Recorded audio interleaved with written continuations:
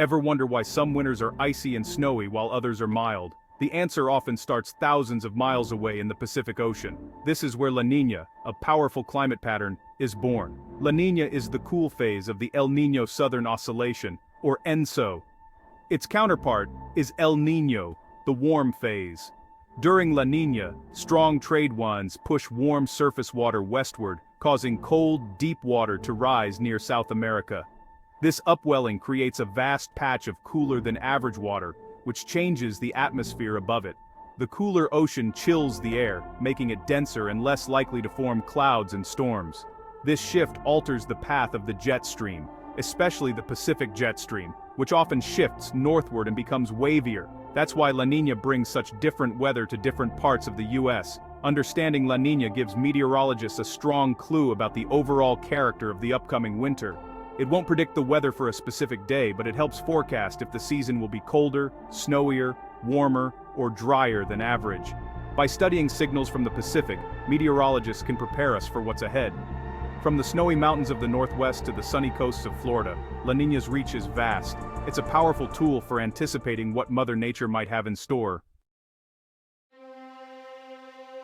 When La Niña takes over, it splits the U.S. into a classic north-south divide. The northward shifted jet stream guides storms across the northern states. Think Pacific Northwest, Northern Rockies, Northern Plains, and Great Lakes. These regions often get colder, snowier winters.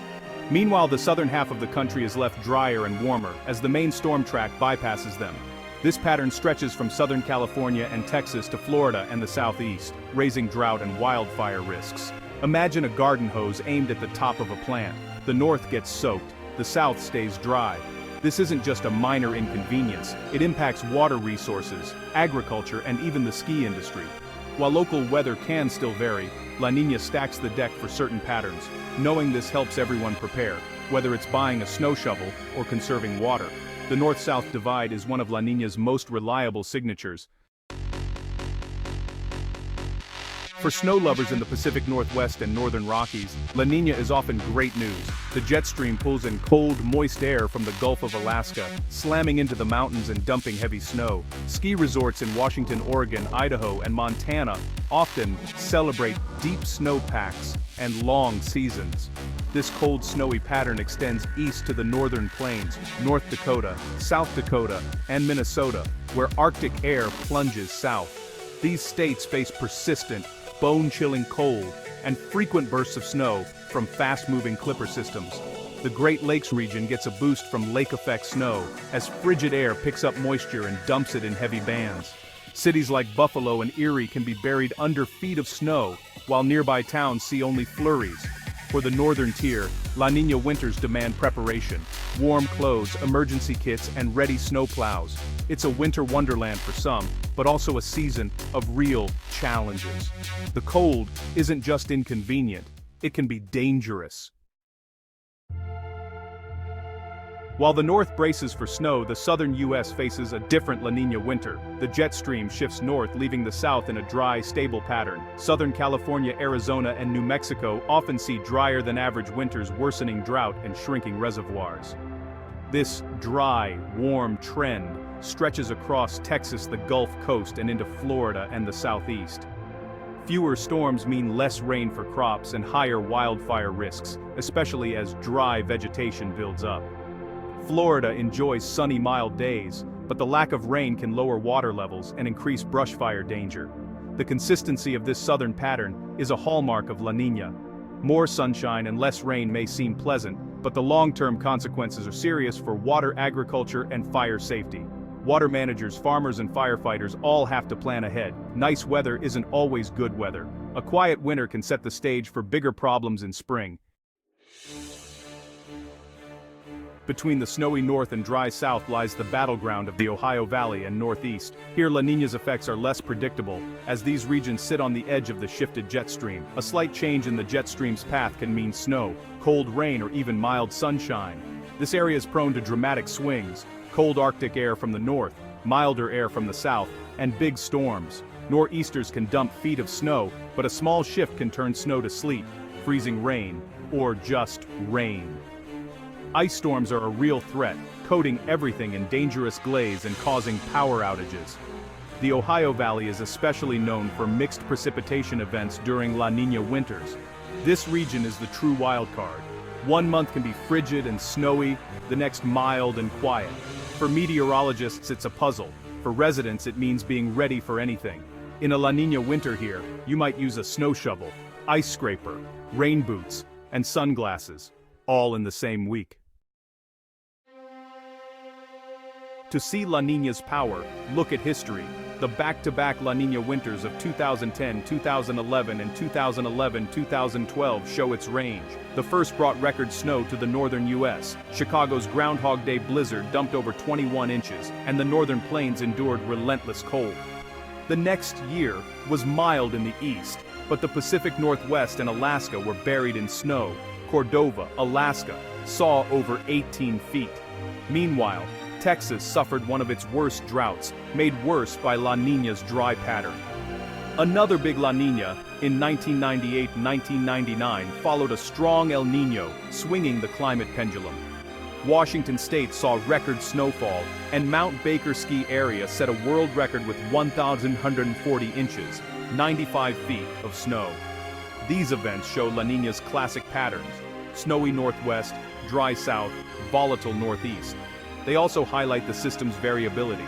Studying past winters helps scientists refine forecasts and communities prepare. History doesn't repeat exactly, but with La Niña, it often rhymes. Knowing the past helps us get ready for what's next.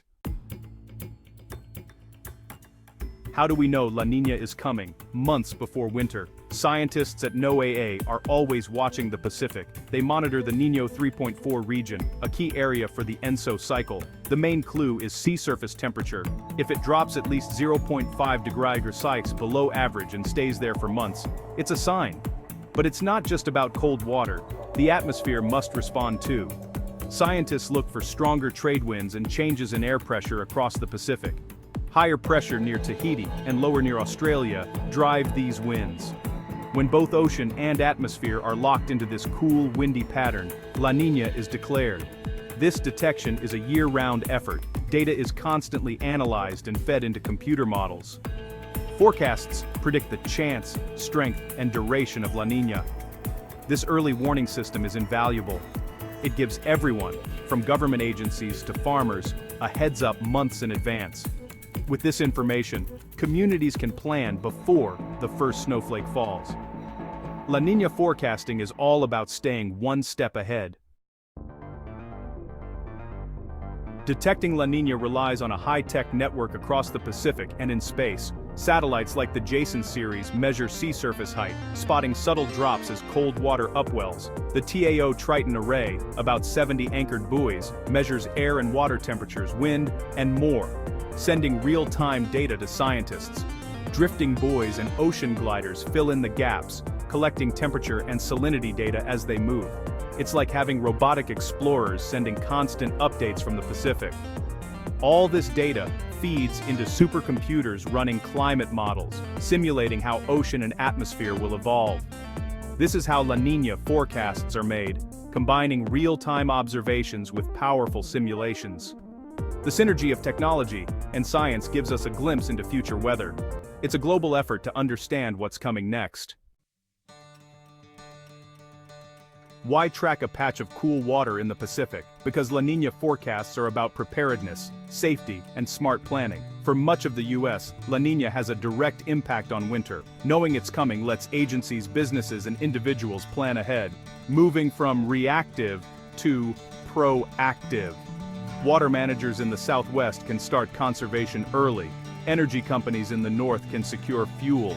Farmers in the South can plant drought-resistant crops. Ski resorts can prepare for a busy season. On a personal level, it's a reminder to winterize your home or clear brush to reduce wildfire risk. La Niña isn't a guarantee, but it's a powerful indicator.